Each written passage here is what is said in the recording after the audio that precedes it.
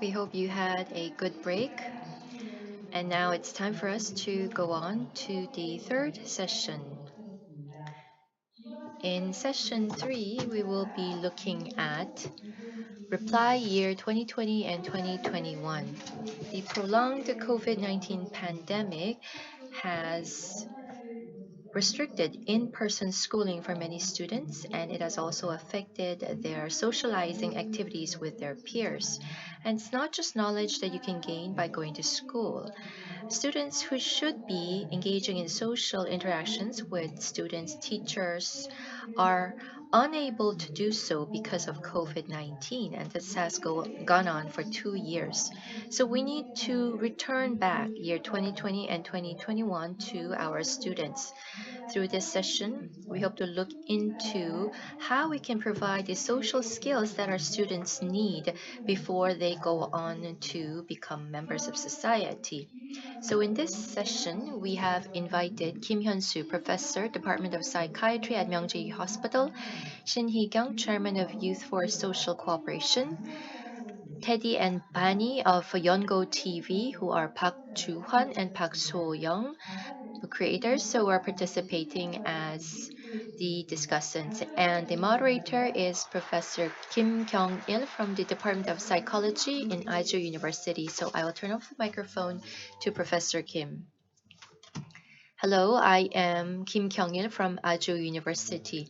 It's a great honor for me to be moderating this important session.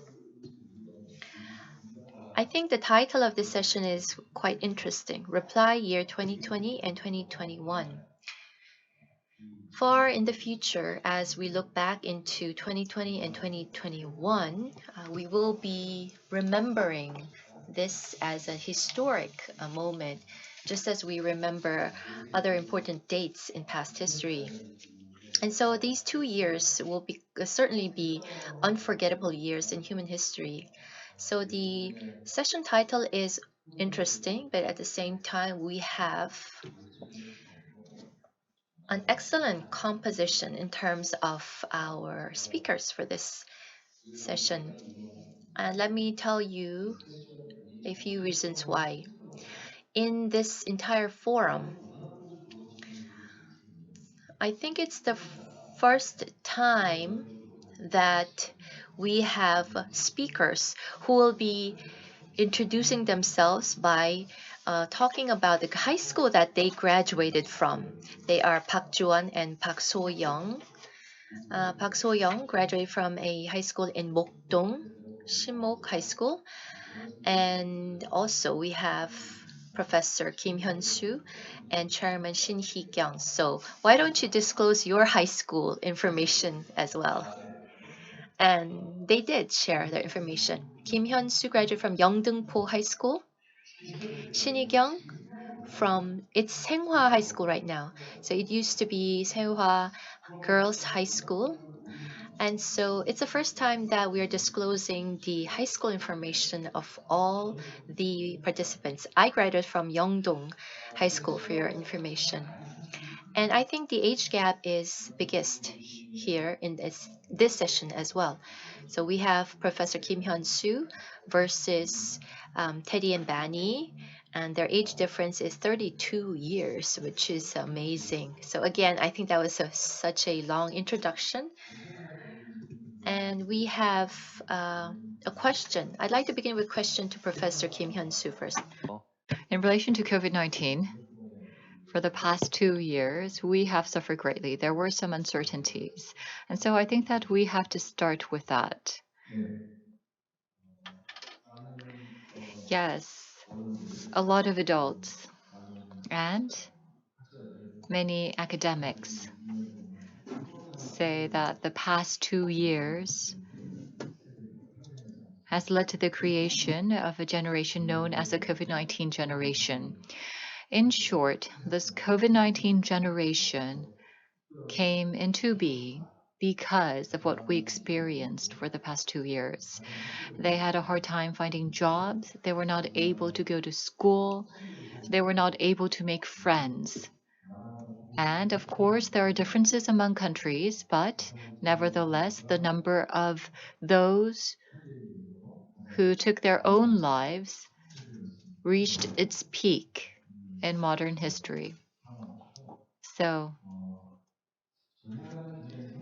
of course, Korea did a good job, and perhaps so it might not feel that way. But in the US recently, the Association and Society of Children's Health said that the mental situation of the US is in an emergency state and that the government will have to respond as if the country is in an emergency state. And it called on the government to take action. This was back in October. Last year, Korea also focused on the children, from those in kindergarten all the way up to college students, because there are many issues. For example, the doors to employment, the doors to travel were all closed. People were not able to find jobs, they could not travel, and the suicide rate among women in their 20s was the highest since the record had been kept. So that was a big issue in our society. The suicide related data shows that in 2020, teenage males actually suffered during this period as well. Because at the end of last year, if we look at the data released by the Ministry of Welfare, the stress recognition of male teenagers was found to be low, but actually, perhaps the overall stress level might have been low among the overall teenage males, but if you look at the high risk groups among the teenage males, the situation was not good at all. Because of COVID-19, the kids were not able to go to school. They were at home, but it was not a safe environment for them. They did not feel happy. And we're in the second year of COVID-19, and on November 18th, the college aptitude test will take place. And after that, the Ministry of Education says that they will open up the schools so that all students can attend schools on the weekdays. Does everyone welcome this development? That is not so. Around the world, the back to school and going back to normal is actually now being promoted as a global campaign. But actually, the definition of normal has changed under the pandemic situation. So sometimes people ask me and want to debate about what is normal. Those who attended high school and junior high in 2020 and 2021, why do they engage in crazy activities? So they're asking, why is it that the schools are demanding something that is not rational from these students? Going to school at this current situation is not rational. That's what they're saying. Because the students are saying, I've never gone to school every day. That's why demanding for us to go to school every day on the weekdays is not normal. That's what the students are saying. So the normal for them is different from the definition of normal that we have. So those who have entered school in 2020 or 2021 should have been shown video materials, for example, to show them what school life was in the past before the pandemic. But anyhow, there is this controversy surrounding what is normal. The students, the children, are debating this with their parents. And in Japan, I understand that there's a service actually that takes the children from their home to their school safely. So the parents can avoid having to debate with the children whether they have to go to school each day. Anyhow, the young generation are debating about what is normal, whether going to school is normal in this age. And I find that what is most unfortunate for the COVID-19 generation is that there are students who have never set their feet or foot on campus and they have to go to do their military service. So they find this very regrettable. They've never been able to enjoy campus life and then they have to go serve the military. So the students who had to attend school in 2020 or 2021 really has undergone a unique experience in many ways. And there are many issues that we have to deal with. We have to help them heal. For example, they've never experienced a school festival or a sports event. They were not able to take part in a graduation ceremony or school entrance ceremony. And the moderator talked about the social capabilities and values and social skills. Because these students attended school just half of the year, half of the school year,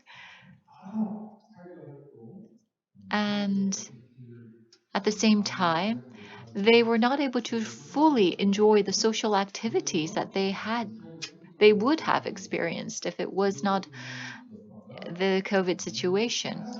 So we do hope that the impact of this will not be long-lived, but a lot of researchers believe that actually the impact will continue for a long time, and that's why they're quite concerned. The contamination, there is a concern about the virus spreading. And also, there are people who are concerned that once you have been infected, then you will be branded, or there will be the stigma that you have been affected and contaminated by the virus. There are so many issues at hand, and we have to recognize this, that that is a situation that we are in. So with that, I would like to conclude my initial remarks. Yes, so as a professor teaching at a university, I agree. Because last year, the freshmen, I actually found it to be quite unfortunate. And a lot of businesses tell me likewise that last year the new entry level employees, they actually had to stay home and do work at their home. And they are actually saying that I can do this at home. Why should I go to the office? It was common sense for us to think that going to the office to work is natural and normal, but the young people do not agree now. So, how are we going to coordinate the situation? How are we going to improve the situation or reach an agreement? I think that's something that we are concerned about and what we have to contemplate about. So, first of all, I think that the teenagers, the youth, are the most concerning people. So, Dr. Shin? Since you are working closely with the youth, would you like to share your experience over the past 2 years and also about the future prospects for the lives of the youth?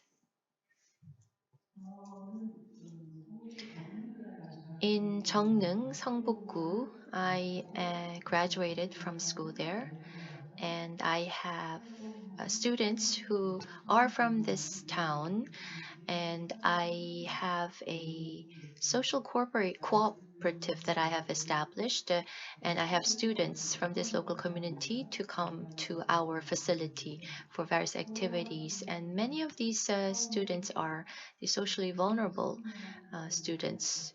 So initially, they showed the same characteristics as any other youth in our society, but the economic background, the or capital or communication and sense of connection with the family, with the community. I mean, our students had a shortage in terms of these kinds of social capital. And so these vulnerable students have been hit even harder by COVID. And so our daily lives have been shocked. And shaken by COVID-19 because I think the common sense was that every morning you have to wake up, get dressed, go to school or go to work. I mean, there was a daily pattern that you had to follow. But in early 2020, when COVID first struck, I mean, everyone was struggling to understand what to do. We were quite surprised. So it was as if we were hibernating at one point. So we had many of the students not come to our facilities anymore, and many of the times we couldn't even contact them. So I think the students had a sense of helplessness. They did not find any need to wake up in the morning to come to our school. So this habit and this rules, the norms that the students were used to, got all shuffled and mixed up. And so I think that was the result from the onset of COVID, and the educational or learning gap grew. And the students at our school initially was at a lower level compared to the average students. And because of COVID, their level of motivation was lowered further. And I think this problem worsened further. There was no one encouraging them or interfering in their daily lives because most of the parents of these students would be out working. And so I think our students faced even fiercer challenges compared to other students. So, what is the event that I am most reminded of last year and this year? And what is the moment that is most remarkable or notable for our students last year and this year?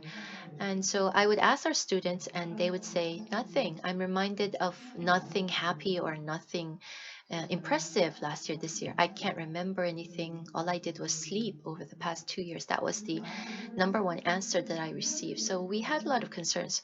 But fortunately, from 2021, as Professor Kim Hyunsoo has mentioned, I think there was a slight shift in terms of response from our students in that they got used to this kind of a lifestyle, and as you would find in any other group of students. I think this can be interpreted two ways. First of all, for those students at our cooperative who at least were taking care of themselves, they realized the inefficiencies in the existing schools in education systems. So they realized that I can just take courses online, um, rest when I need rest. I can adjust my timing and tempo of learning. That was the response that we got from some students. Another interesting response was that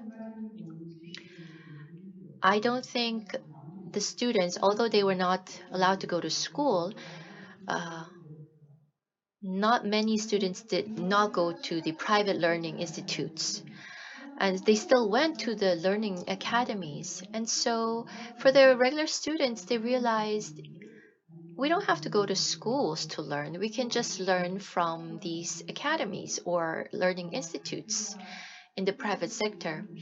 However, for our students, COVID just presented another justification for not having to go to school. Of course, they were still concerned, but they got used to the new situation from early 2021.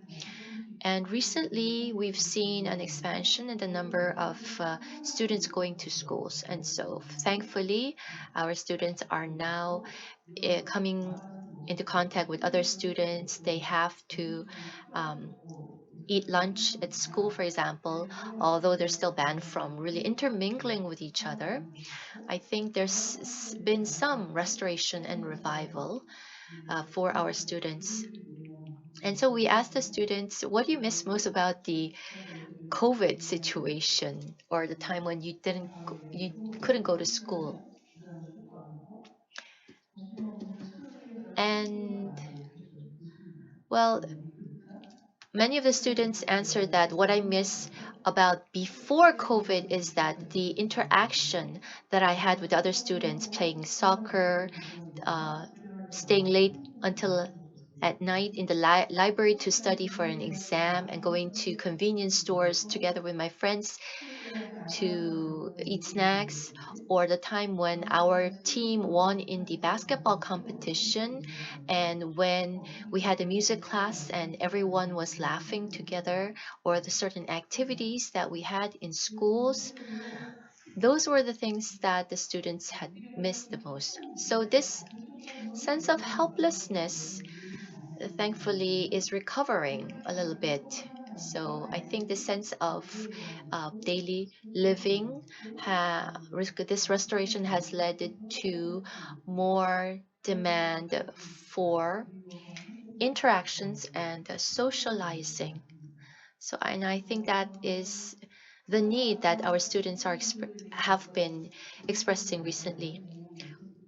In terms of the effect of COVID in the development of our youth, I think what concerns me most is that the social growth, the right to social growth of our students. I mean, these rights had been violated even before COVID, but I think COVID has made the situation worse. It really struck a blow to this lack of social skills, lack of opportunities for socializing for the youth. And in listening to Chairman Shin's statements, what came to my mind is what experts talk about a lot in psychology or psychiatry. One way to encourage or hinder the growth of the child is to do the thinking for the child. So, for the parents to the teachers to do the thinking for the child would really hinder their growth. And so, this social skills and socializing skills development, which society should have provided to our children, to our students over the past 2 years, has been stunted. And what's most impressive is that what's more important than learning gap is the widening gap in terms of learning motivation. I think that's something that I had missed previously. So thank you very much for pointing that out. Very important issue. So, throughout this forum, I think that these two people are garnering the greatest attention. Have you heard of Yongo TV? Actually, I'm a fan. And these two creators from Yongo TV are here, Park Ju-young and Park So-young, Park Ju-hwan and Park So-young. On page 86, if you look at the photo, he's a student that entered into university in 2020, but he looks really bright, very funny. And I asked him, are you wearing a jacket that symbolizes your major, your department? He said, no, actually, no. And he said that is the official photo that I took to submit to schools and organizations. I was so happy that I made it into my university. I took this photo, but I did not know that things would turn out to be so grim. Can you introduce what Yongo TV is, Juhwan? And as a student, a freshman of 2020, as a youth, and a university student, can you talk about your life during the past 2 years? Maybe after Juhwan, then Soyoung can speak, or who would like to go first? Yes, I will go first. First of all, Yongo TV is a YouTube channel, and it is a channel of students from Yonsei and Korea University. They are the creators, and they provide tips and information to motivate students to study. We share our experience and know-how of how we studied when we were in high school. So there is an educational side to it. And you might think that if it's about education, it might be too deep or heavy, but actually it's a little bit fun, it's entertaining, and we call it an edutainment channel. I seem to be bragging, but right now our followers are 500,000. I have a nickname of Teddy, and she's working as a creator under the name of Barney. or Banny. And Professor Kim asked me about my life for the past 2 years. And what the two people described was the life that I experienced. I'm here up on stage as a discussant, and I know that I have to be sincere, but I was holding back my tears when I was hearing about when I was hearing the two people, the speakers speak. There was one person who talked about how guys have to go to do their military service before enjoying campus life. That's me. So I know that I have to give you a very well thought answer, but I'm very emotional at this moment, so I ask for your understanding. And to answer your question, last year and this year, I think that this was a period of time for me to actually contain my desires because usually when you graduate from high school, you have all of these things that you want to do. But the high school graduates were not able to fulfill their dreams and desires because of COVID-19. This is a pandemic, a contagious disease that is spreading throughout society, and I'm sure a lot of people agree with this. But rather than being afraid of catching the disease, the virus, you're afraid that you will give it to someone else. So you enter into university and you have new relationships that you have to establish, new friends that you make. But because of COVID-19, you were not able to do so. That was a major obstacle for you, especially when it comes to social skills. We were deprived of the opportunity to foster social skills, and also we were not able to establish or develop a sense of camaraderie because, of course, Bani and I, we have the Yongo TV channel, so we were able to become close. And we have other creators from the same school. But if it was not for the channel that we have, then we would not have been able to become friends because we don't go on campus, we don't have the opportunities to meet together offline. And what is quite frightening is that the students who entered school in 2021, they actually can look back and talk about this. But what about the future generation? And also, I think that the older generation, with us in the middle, and the younger generation who will come after us, there will be this discontinuity, this gap between them, and they will never be able to truly connect. So I think that the 2021 generation have to think about how we can actually transmit the knowledge and the know-how, the experiences of the former generation to the younger generation who will enter school after us, and how I can help them really unite and connect and understand each other. Following what Chu Huan has mentioned, I'd like to share with you my story as well. So, in fact, I am a member of this so called COVID generation, and the professor has mentioned earlier that the gap is growing. And I think that really strikes a chord with me. In 2019, I finished with college entrance exam, and in 2020, I became a freshman for college. And obviously, the campus life that I was imagining that I would be enjoying it was filled with all of the festivities and activities possible on university campus, but I was deprived of all of those, and I was just concerned about the safety. And initially, I thought this is unavoidable, and I'm not able to engage in other activities, so I should just do whatever I want. I think that was in early 2020 because I needed some kind of compensation for the hard work that I put in to go to college.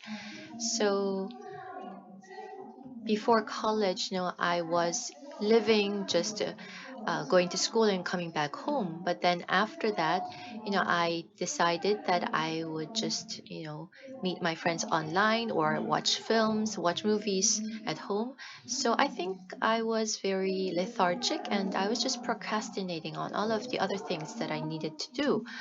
And so we are in the second year of COVID and it's become very prolonged. And so now looking back, there was a moment when I experienced a regret, and many of my peers were trying to find some habits or some hobbies that they could engage in. There were many things that we could have done to utilize this COVID situation well. So recently, body profiles development has become quite popular. So let me explain briefly what this is. So we're spending a lot of time at home. We have uh, now come to realize the importance of being healthy. So many of my peers are going out to exercise, and by exercising, particularly lifting weights, they want to remember this effort that they put in their bodies. So they would take body profile pictures or they would upload the information on their blogs.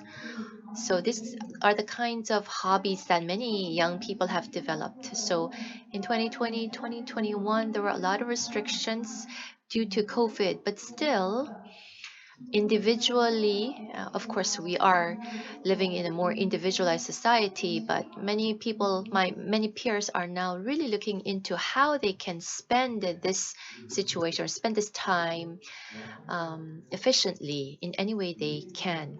In fact, when I first went to college, I actually referred to what my peers were doing to adjust to campus life.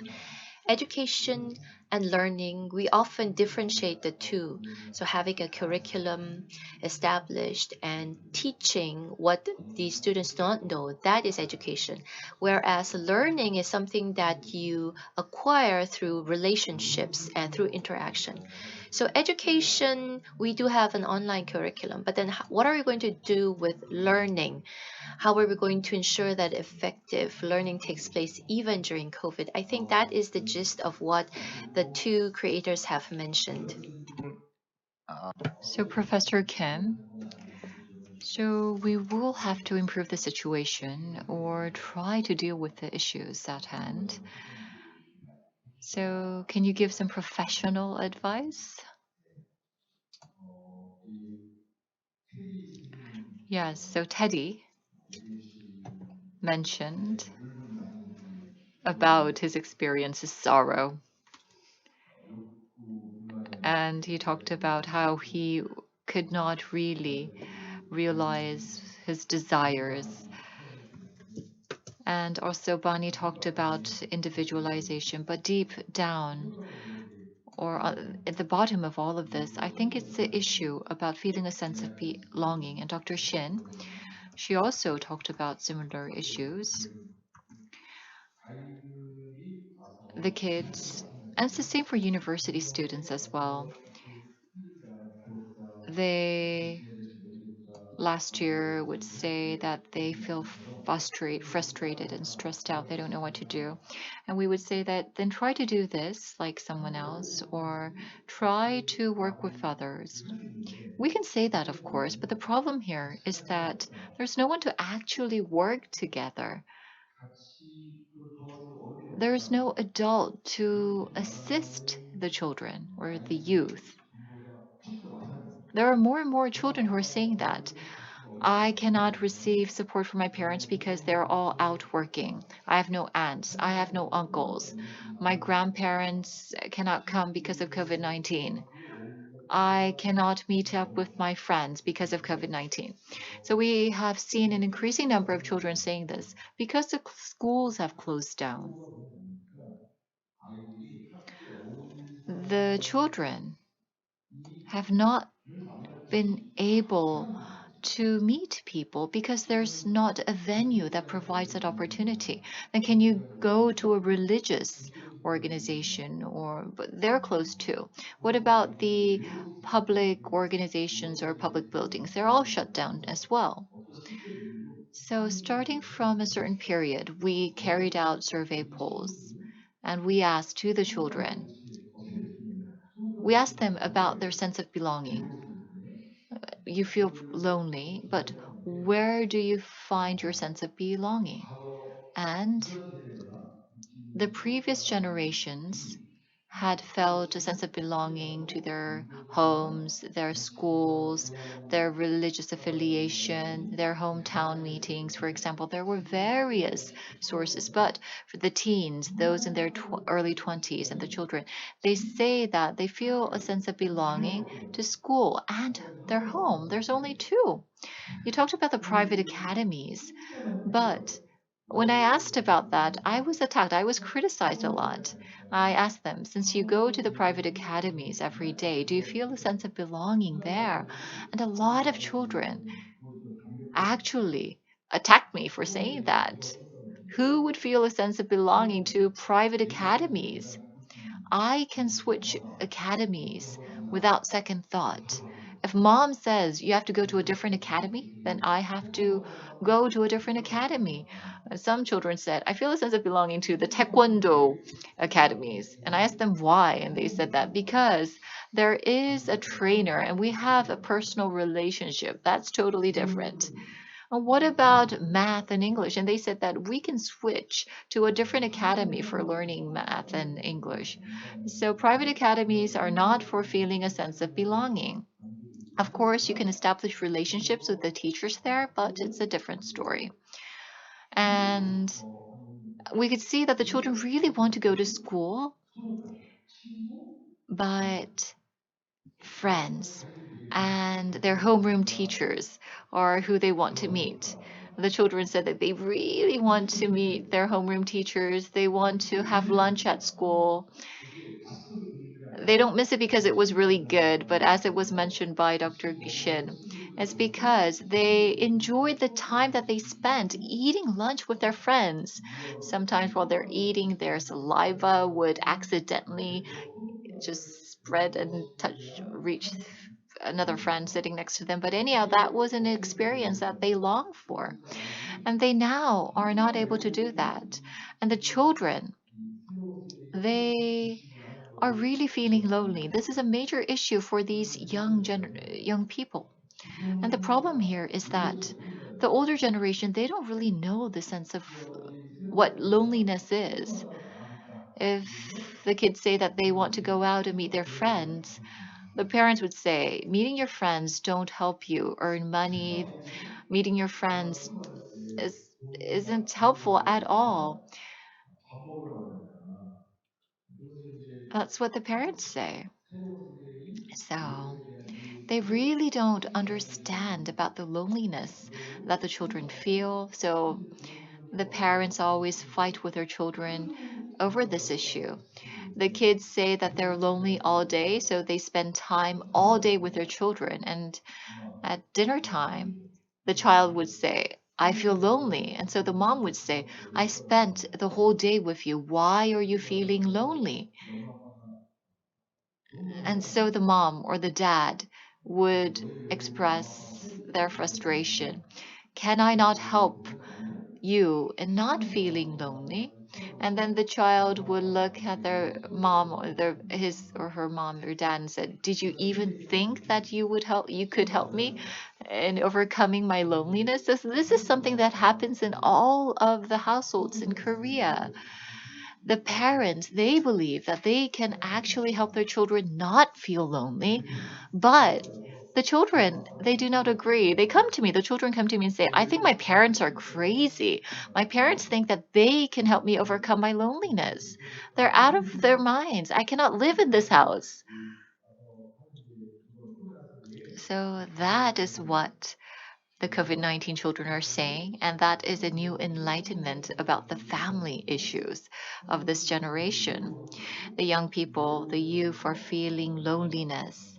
And so we don't really understand their loneliness, the older generation. That is why these children are suffering more in this era. And in 2020, in the beginning stages of COVID-19, I heard that the youth really fought with their parents because they wanted to go on trips. And whenever they say that, the adults would say, "It's COVID-19. People are dying. How can you say that you want to travel? Traveling is a luxury at this time." So the children would say, "Okay, forget it. I'm not going to talk about this. I'm not going to talk with you." And so each generation has different factors of life that they perceive to be most important. The younger generation might think that travel is more important than eating, whereas the older generation thinks that eating is more important than travel. And I think that this type of generation, the confrontations among different generations exist throughout the world.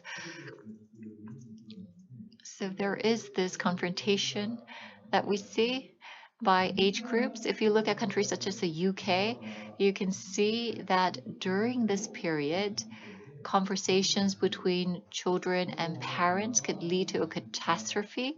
And so on TV shows or TV programs, people would advise that each generation, the parents and the children, should try to understand one another. For example, BBC would continuously send out that message and tell the audience to try to ease their stress by trying to understand their counterparts. So, the parents and the children, even after COVID-19 comes to an end, they would have to try and make the effort to understand the sufferings of one another. We need more television programs to promote that, to help people understand the need to try to understand the different generations. Because the 2020 and the 2021 generation, they indeed had suffered. And so we need to really educate the people about trying to understand this unique generation. And what I want to really compliment about Teddy is that throughout the world, there is this disconnection among the different generations. For example, the school festivals, the young people have never experienced a school festival, and so it's difficult to actually hand down this tradition. And the young people are saying that we've never experienced this. Even at high school, for example, the students say, "We've never experienced this festival, so we don't know how to prepare for it." And now the teachers have to take that role and prepare the festival. But Teddy had mentioned that he wanted to really help hand down the tradition to the younger generation. That was a very important remark that he made. So the student bodies in universities are on the verge of collapse or extinction right now. So often the professor would say, just call on the president of the student body, but oftentimes there are universities without such positions in the first place. I think the key word from what Professor Kim has mentioned is loneliness. So I think many experts say that because of loneliness, people try to form even bad relationships to avoid that sense of loss. In fact, so even worse than poverty, loneliness creates even more social problems and negative social phenomenon. Chairman Shin, let me ask you. So, based on this issue of the loneliness among the youth, I mean, what are some possible problems that may arise? What's going to happen in the future? I think you are looking at the situation of the youth, and we are trying to make predictions about what issues we may eventually face as a result. So, what are some thoughts that you can share with us in terms of the youth and the loneliness problem? I think I've already mentioned this during my earlier statement, but I believe that the youth, the teenagers, I think that is a time when these people, these individuals are reborn socially. So it's time for them to grow as members of society. And the parents should be beginning their practice of sending their children off to society. So that is what should happen during the teenage years. This is the time when you should begin to experience society before going off fully into society. And so there are um, deep commitments that have to happen during this period, and that can be called identity formation or sense of belonging. So, having deep commitments, participating in groups or in activities helps these youth understand themselves better, to understand what they are good at, what they like, to be understand themselves. And so what is necessary for this successful formation of identity is a sense of belonging, this sense of connection with the peers. And so commitment would be very important part of experience during this period. So remember, we had this shared experience. I mean, that is the kind of activities, the experiences that the youth should be having during adolescence. The problem is that in schools, for example, when I was in high school and middle school, I developed a deep sense of belonging when I was part of the school choir. The fact that all these different individual voices could be combined to a single voice and that we could win in competitions against other classes, and also the sports festivals. I mean, those were experiences that allowed deep commitment. But aside from those, these days, there's no space, no time, no opportunities to engage in these kinds of activities of deep commitment. And ultimately, this is linked to creativity, a sense of cooperation with peers in society. There are all interlinked capacities. But because of COVID-19, we were not able to give that experience to our youths. And so we realized that we're not going to see the development of the related capabilities later on. In fact, with our students, we had that discussion. The students were saying that, because we can't go to the PC rooms, we can't meet with or intermingle with our peers. But the adults would say, you're being so uncreative. But I think the problem is that these kinds of activities are very important for the adolescents, for the commitment development. And so these are students, these are youths who have the right to develop according to their schedule. And, they need to be provided with many opportunities and spaces to do organize festivals, to engage in volunteer work, to do club activities. But unfortunately, that has not been provided during the past 2 years. I think human memory is remarkable, and Chairman Shin was talking about the fact that she graduated from Seohwa High School, and my former girlfriend was a student at Seohwa High School. But my wife at home had graduated from another high school, anyhow. And that my girlfriend at that time, when talking about her high school experience, she always mentioned her choir experience. The fact that she really developed close friendships during the few weeks that she participated in choir practice. So For the male students, it could be engaging in soccer matches, for example, engaging in fair competition with other schools. Those kinds of activities are all very important for the youth. So not just psychological, but the physical, the absence of the physical resources right now is something that we really should look into further in the future. So we have a lot of questions for Professor Kim, for Chairman Shin that we have received, but we will try to address those a little bit later. I'd like to ask Park Juan and Park So-young this question, and this may be a sudden question, but the duration of the timing that the pandemics occur is becoming shorter.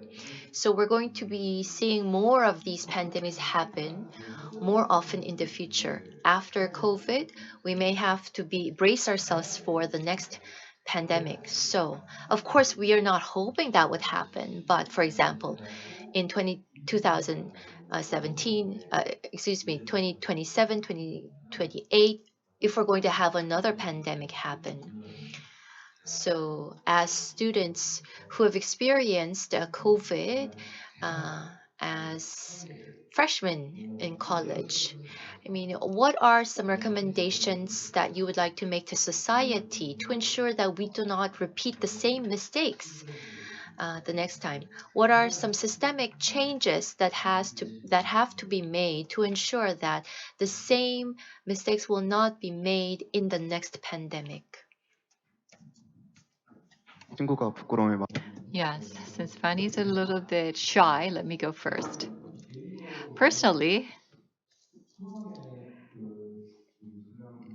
during the initial stages of COVID-19, looking back, I think that was the period that I was most disappointed. And of course, it was sudden from the government perspective, and so it had to hastily respond to the pandemic. But I think that it was trying to react with just shortcut measures, and as Dr. Kim asked us, what should we not do? I think that we should not view pandemic as something that we can easily deal with, because early last year, everyone was in chaos and confusion. The universities opened 2 weeks later, and then the opening was delayed again. And it was the same for the other schools as well, the high schools and the junior high schools. And I didn't think that these were fundamental measures. They were just trying to temporarily deal with the issue. And so I think that that led to a confusion of values for the students.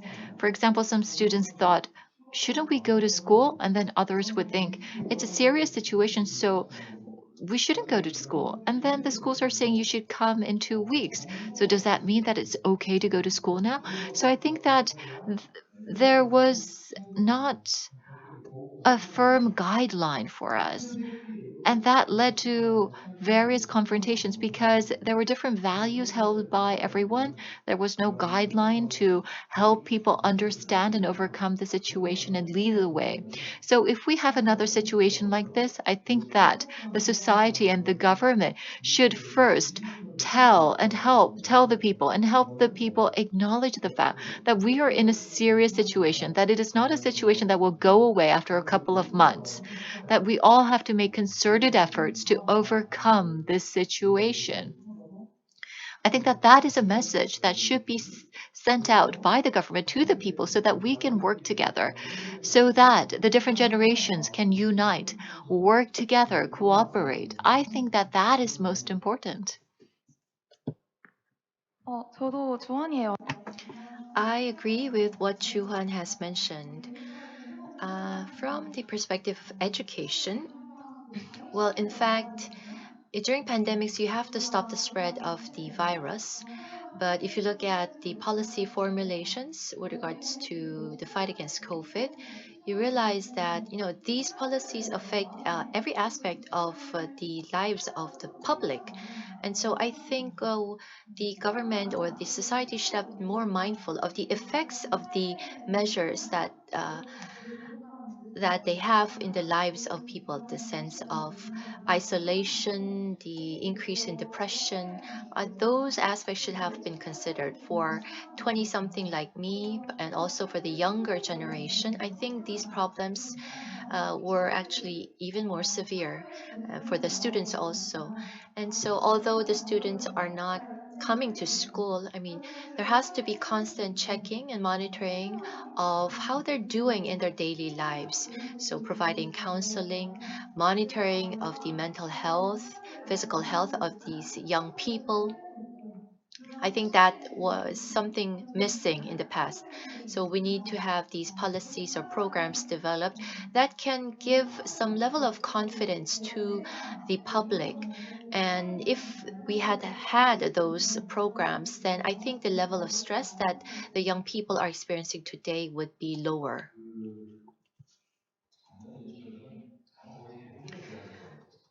In most universities, I'm sure that this was something that you experienced last year, but to the students coming into the dorms, I mean, yes, we continue to say, oh, it's going to be okay in 2 weeks, 3 weeks, but we will hold you accountable if COVID spreads because of you.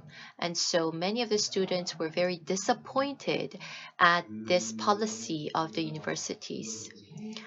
I think, in a way, these were very immature measures and that the adults had taken against the young students, the youth. And this has caused more concern and sense of instability among the students. And so, as someone older, as a member of the older generation, I feel really sorry and regretful to the young people. And we continue to receive a lot of questions from the audience, but actually we've passed the 1 hour mark of our program. I think we could have one more round of Q&A with our four panelists. So the first question is or the next question is for Professor Kim Hyunsoo. So, what can the parents do to help children who are suffering from disconnection with friends or other acquaintances? So, what can parents do to help the children who are feeling blue because of the loss of relationships? Now, we have about 25 minutes remaining, so I think that I can give you 5 minutes to give advice to parents. Yes. Parents want to engage in a lot of conversation with their children. Yes, I do too. But the children, they don't really seem to want to talk a lot with their parents. That is a dilemma of the teenagers of that period. So in life. So I think that what's best is to have the children speak a lot and the parents listen.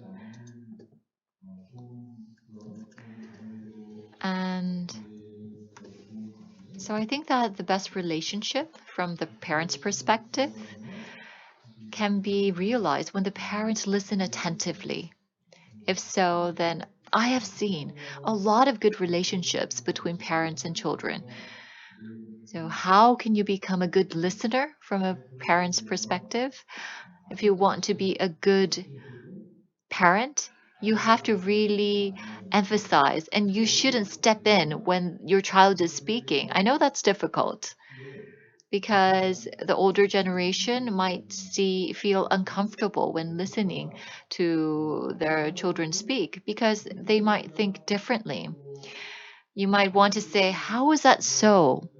I'm an adult, so I should tell you this. I know you want to butt in, but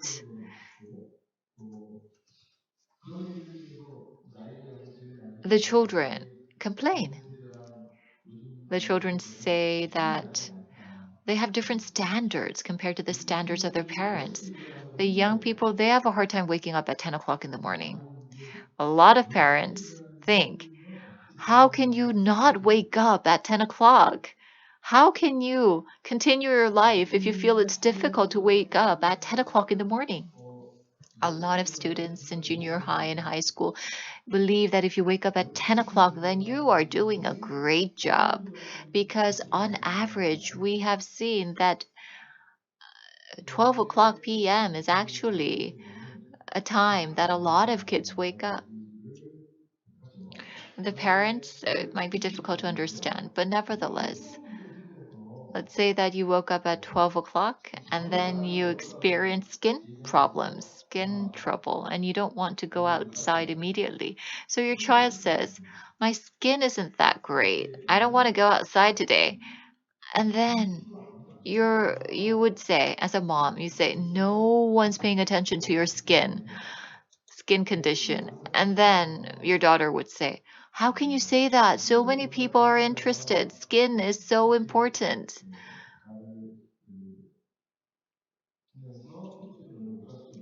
And your daughter or son might say, I cannot go outside because of my skin condition. And then the mom would say, okay, I think your skin seems a bit irritated. Well, I know that some moms would say, do I have to say that, okay, then you should stay at home because your skin looks irritated? But actually, skin seems to be very important for the young people. Not only girls, but also boys tend to go to the dermatologist to get treatments and skincare. So you have to understand that this is a very important issue for the young children, the young people. So I'm not saying that you should actually endure the laziness or idleness of all the children, but I just want to make a point that what concerns the children might be different from what concerns you as a parent. So try to emphasize with your children, try to understand where they're coming from as a parent. And last but not least,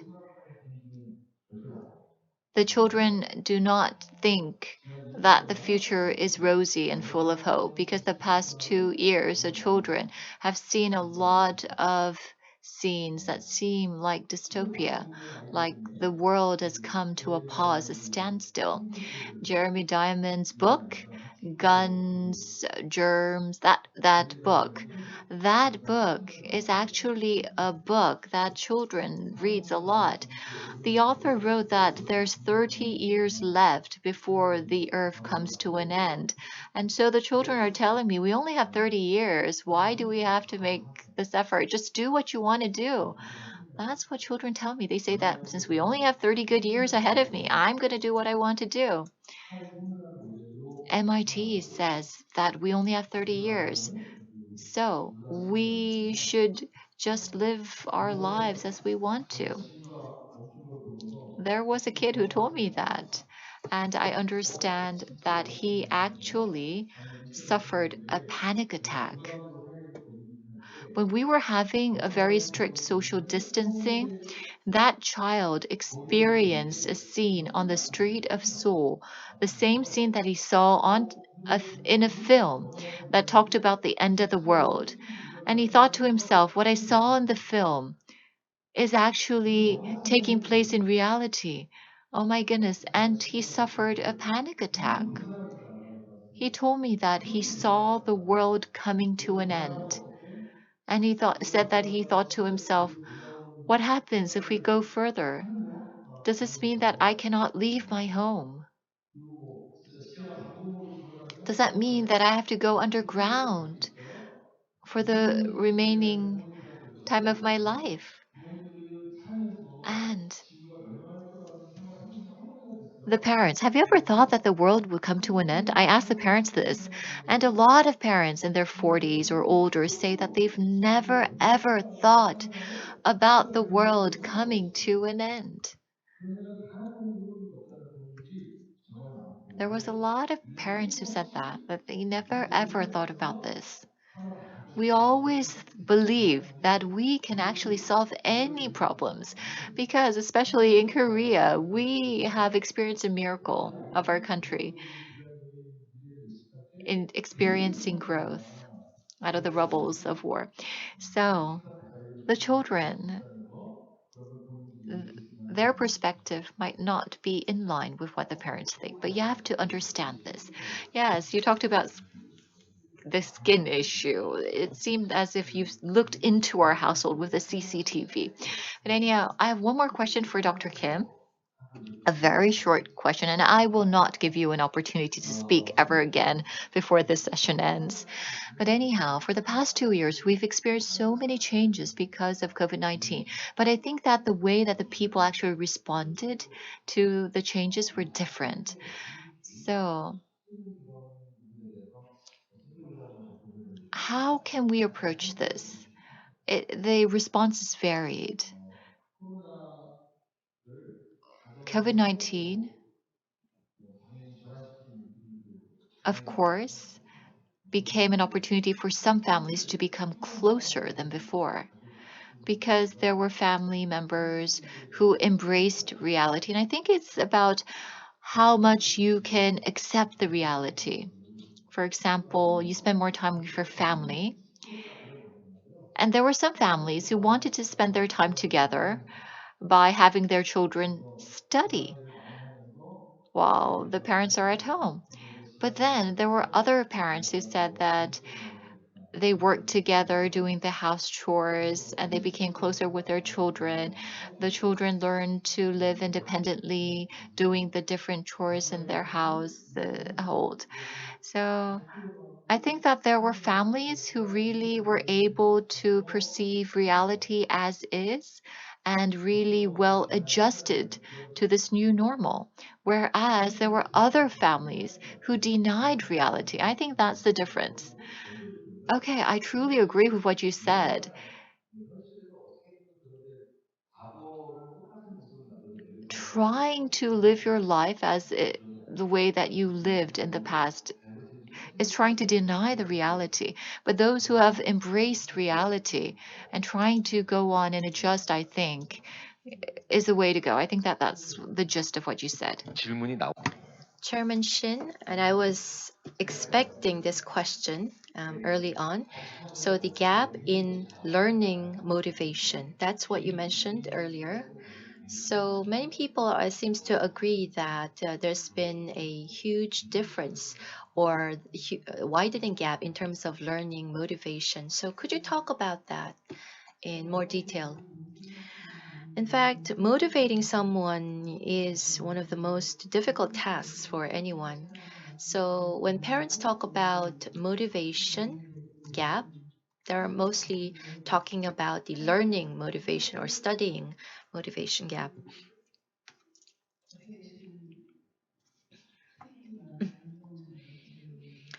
So I have Teddy sitting beside me, and looking at his background, I realized that he has a lot of experience with regards to accomplishment, but most of that is based on self motivation, it seems. So you need to have that drive within you.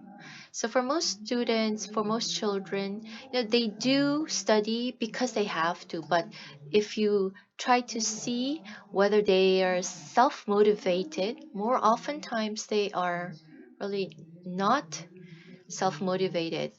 And you can see that by the helplessness that these students are experiencing. So, for the adults, you may think that it's a simple work, but COVID has actually made this problem even more serious.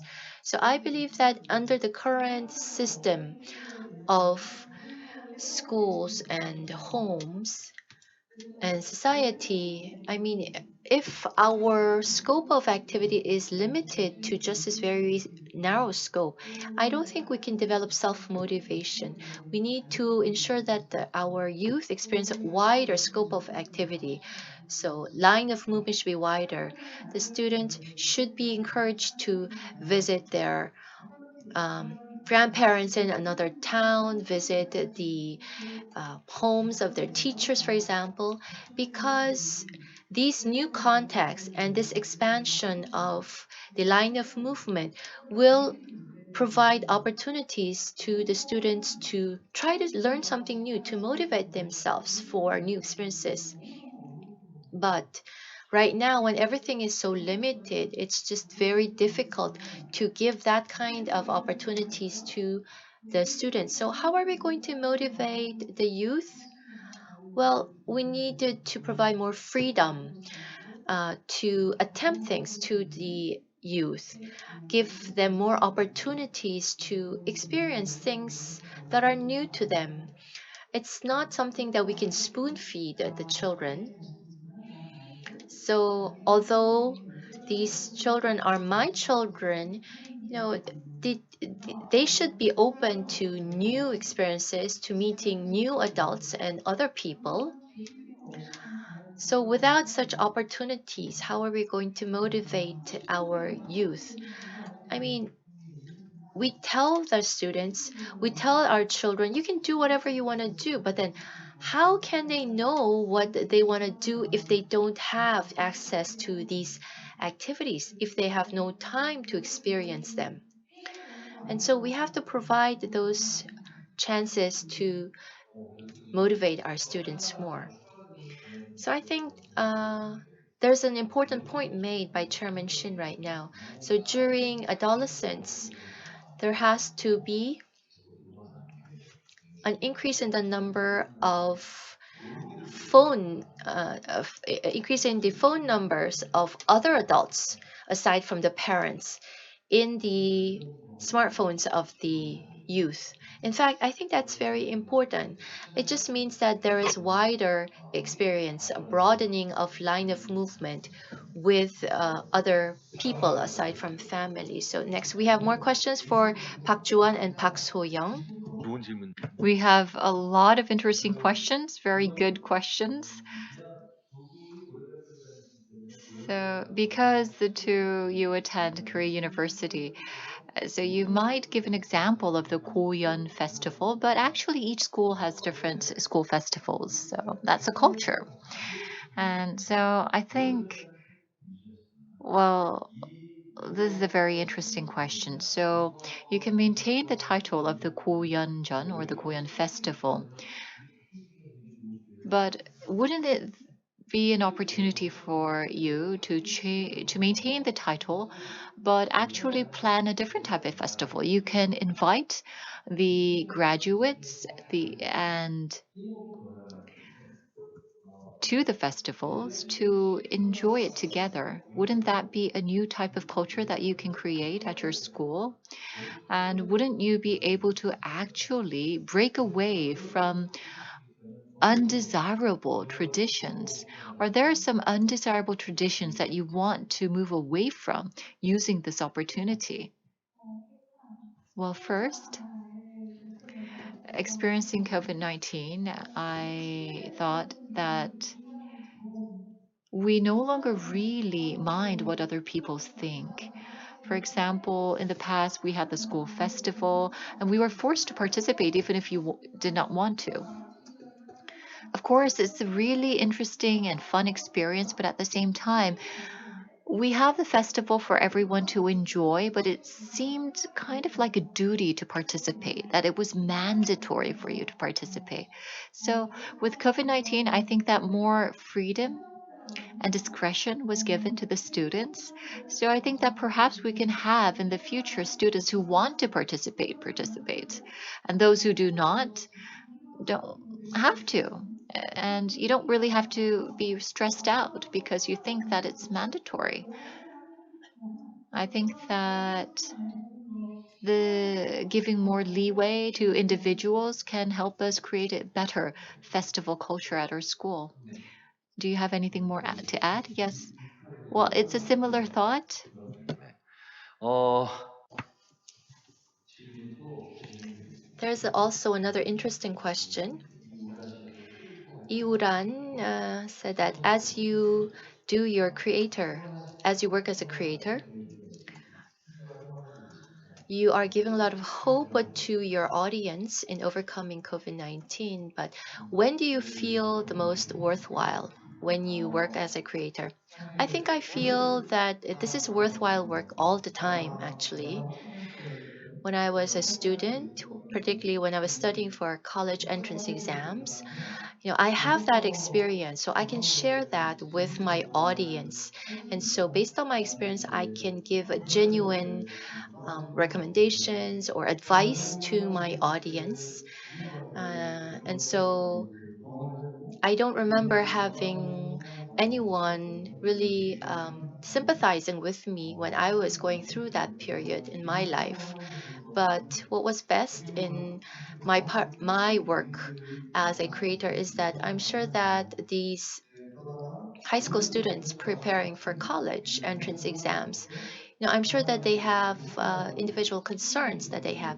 And the fact that the work that we do can offer some help, some assistance, or give some warmth to these students who are going through the same thing that we did, I think that is the most worthwhile part of our work. And Professor Kim Hyunsoo, this is also a very striking question. So, since you've been teaching through contactless lectures for the past 2 years, how did you do in terms of delivery? Were you able to deliver the lecture well, get through to your students? Oh, yes, actually, this is a question relevant to me as well as a professor. I think that the reason that this question was raised was because perhaps there were some who did not have good delivery, but at the same time, um, the question was about motivation for learning. What about you, professor? How was your lecture? And also your professors, did they deliver well? Well, it was different by professors. That's a very political statement, very diplomatic. Well, in the beginning, the professors were confused about how you can give a lecture online. The professors, well, I heard from someone that the professors would actually had some students leave that chat room, that room, and because they didn't know that they pressed a certain button and they thought that the students were quite quiet today. And later on, after the lecture was over, he realized that nobody was in the room for the online course. So there was these unexpected experiences, but the more passionate, enthusiastic professors try to utilize smaller groups for their Zoom lessons, and they would distribute materials in advance. I can't say that that was all good, but anyhow, there were some experiences that we could have only through an online lecture. Do you have anything more to add? I think, well, the proper answer would be that it depends on the professor. In terms of the level of the delivery of the professors in the lectures, I don't think it was a major issue though. If it were high school students, as they were trying to learn what the teachers were teaching them, and there's a question that they have, I think they have an environment that's more conducive to finding answers to the questions that they have. But for college students, I think we wanted more of interactive communication because, as you progress in your years in the university, the school materials, the learning materials becomes more difficult. But then, and so you come across with more difficult questions, but you really don't know who to approach to receive answers. So I think, but then saying that it's the professor's responsibility, I think is just passing on all the responsibility or duty to the professor. So I can't really say that, but despite the difficult environment of isolation and loneliness, so how were we able to thrive? And to think about my experience, I mean, if we had not experienced COVID, would I have still received the same scores, the same grades? Without COVID, I might have received higher credits. I could have a higher level of knowledge, but I couldn't say with absolute confidence that that would necessarily be the case. And it's not just me, an individual who is in this environment. It's all of the university students, all of the young students that are in this same situation. So, where do we find the energy to overcome the loneliness and the isolation? Well, I think I tried to convince myself this is the opportunity for me to try to identify the strengths, the capabilities that I have. So, this score that I got, this rating that I got from my class is really the result of my own efforts. So I think that was a form of motivation for me to really work hard. Thank you very much for that very pleasant assessment of your professors. In fact, that's an issue that many of the professors are pondering over as well. So, very briefly, what would be the biggest change that you expect after COVID? So we have only about 4 minutes remaining. So please be very brief. What will be the major change that will happen absolutely after COVID, Professor Kim Hyunsoo? 이런 내용이 될 것 같아요. So I think that that would wrap up what we've been talking about. Well, rather than talking about some expected changes, what I want to say is that what we experienced during the past 2 years is not insignificant, and there should be no parent saying that it was nothing. To the children and the youth, you can actually uh, hurt their feelings or actually leave a scar, wound them if you say that. What about Dr. Sin? 어쨌든 민낯 Well, meeting face to face again, that time is going to come eventually. And so we will be able to understand what the actual needs are, the real emotions of people. So we'll be able to want to have contact with physical, real people, real experiences. And so I think we're going to need to have more of such experiences that can move our hearts. So, what about the two creators? We heard earlier that common sense becomes non common sense and vice versa.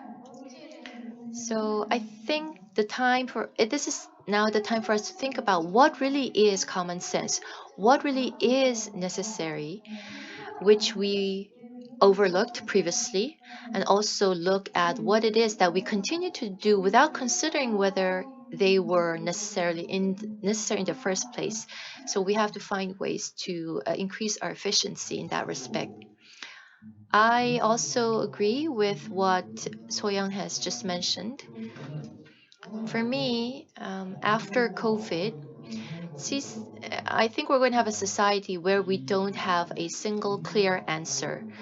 The narrow minded single path that we used to think. I think that's going to disappear. So we're not going to have a single path forward, single way forward. We're going to have different thoughts, different value systems mixed together in our society. So I think that's the kind of society we can expect in the future.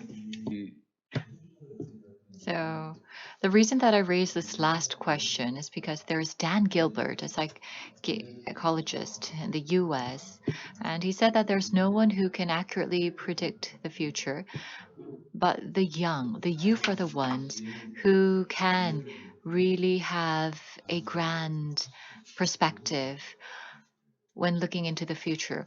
What he meant was that the older generation actually can be trapped in prejudice or existing viewpoints. And that makes it difficult for them to look towards the future. So today I think that I would like to say that the future predicted by the young people would be more accurate. We actually should try to support the young people, and we need to have this virtuous cycle where we can really have a good relationship with the young and help them play their role in our society. Thank you, everyone, for joining us. Yes, thank you very much. I think that the message here was about empathy and warm hearts. The students have experienced many challenges during this period of COVID-19 because they were not able to go to school, and now they have to go serve their military service. But as it was mentioned, I think that if we try to understand one another better, then we might be able to have brighter outcomes. A big round of applause for our 5 speakers and moderator. So thank you very much for staying with us until the very end. With this, I would like to conclude the first day program.